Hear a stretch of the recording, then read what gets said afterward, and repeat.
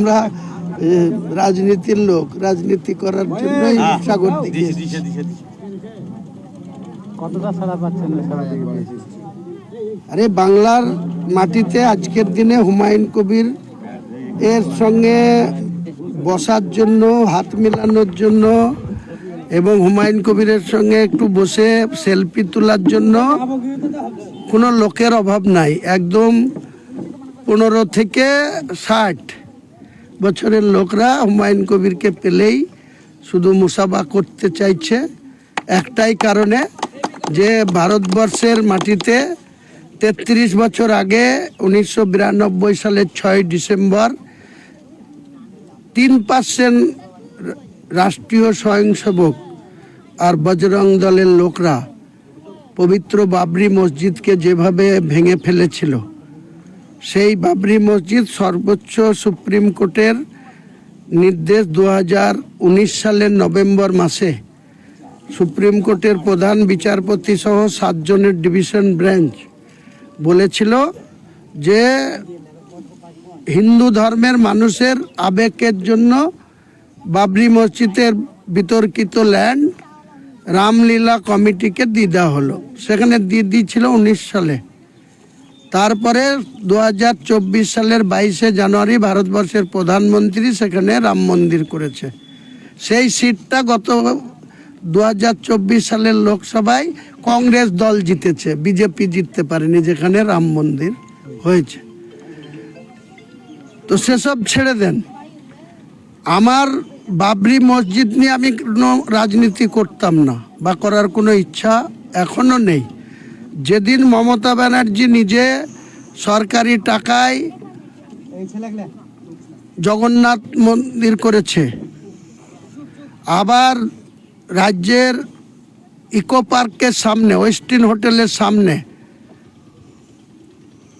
1100 কোটি টাকা মূল্যের জায়গা, যেখানে রাজ্যের স্বাস্থ্য ভবন হওয়ার কথা ছিল রাজ্যের, সেই জায়গাটাও হিন্দুদের ট্রাস্টকে দিয়ে দিয়েছে ফ্রি অফ কস্ট। এবং 262 কোটি টাকা হিডকোকে দিয়ে মন্দির বানাচ্ছে।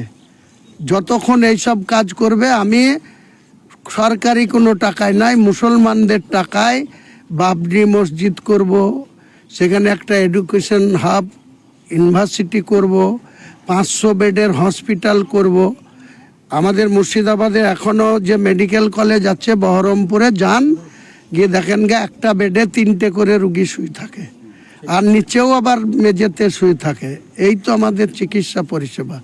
আর দিদি যেটা বড়াই করে বলে যে লক্ষ্মীর ভাণ্ডার 1000 টাকা, যারা দিদির দলকে ভোট দিয়ে ক্ষমতা দেয় তাদের দেয় 1000 টাকা, আর দিদির পাছায় যারা আছড়া বাস দেয় তাদেরকে দেয় 1200 টাকা, বুঝলেন।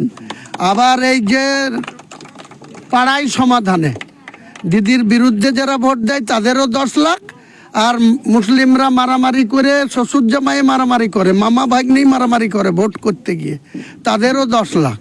এই সব দ্বিচাচারিতার জবাব দেওয়ার জন্য আমি বাবরি মসজিদ হচ্ছে, সেখানে হসপিটাল হবে, ইউনিভার্সিটি হবে, বড় হোটেল কাম রেস্তোরাঁ হবে, যেখানে দেশ বিদেশ থেকে এসে যারা বাবরি মসজিদ দর্শন করতে আসবে তারা যেন ওই প্রাঙ্গণে রাত্রি যাপন করতে পারে, ভালো খাবার দাবার তাদের মতো পেতে পারে। সমস্ত প্যাকেজ 3 বছরের মধ্যে কমপ্লিট করব। কেনা হয়ে গেছে 17 বিঘি কেনা হয়েছে, এখনো মোটামুটি আরও 17-18 বিঘি কিনবো। টোটাল 35 বিঘি জায়গার উপরে ওইখানে 500 বেডের হসপিটাল, বড় হোটেল, পার্ক, একটা হেলিপ্যাড, হেলিকপ্টার নামার জন্য সমস্ত কিছু হবে। 10ই ফেব্রুয়ারি থেকে, তার আগে বলেছিলাম যে 1 লাখ লোকের কোরআন পাঠ করে মসজিদের কাজ শুরু করব, কিন্তু সেটা ফেব্রুয়ারিতে হচ্ছে না। জানুয়ারির 1 ফেব্রুয়ারি আমি ব্রিগেড করব। তার আগেই হয়তো এই 1 লাখ লোকের কোরআন পাঠটা করতে হবে, কারণ মুসলিমদের যে সমস্ত মাদ্রাসাগুলো চলে, খারিজি মাদ্রাসা, সেই মাদ্রাসার ছাত্র এবং শিক্ষক যারা মৌলানা, হাফেজ, কারি, মুফতি, তাদের সব জানুয়ারির লাস্ট থেকে 1 মাসের রোজার জন্য 1.5 মাসের সব ছুটিতে চলে যাবে। তার জন্য আমি খুব সম্ভবত জানুয়ারির কোনো একটা ডেটে এই 1,00,000 লোকের কোরআন পাঠ করিয়ে 10ই ফেব্রুয়ারি থেকে ব্যাঙ্গালোর থেকে একটা সংস্থাকে নিয়ে এসেছি, তাদেরকে দায়িত্ব দিয়ে দিচ্ছি। তারা আগে শুরু করবে মসজিদের কাজ, তারপরে ভোট হয়ে যাবে, তারপরে বাকি প্যাকেজের কাজ শুরু হবে। কাজেই যারা নিন্দুকেরা বলছে যে মসজিদ করতে দেব না, আমি তাই মুসলমান সমাজের মানুষের কাছে বলছি, মুসলমান 100টার ভিতরে 80টা ভোট হুমায়ুন কবিরের প্রার্থীদের দিক।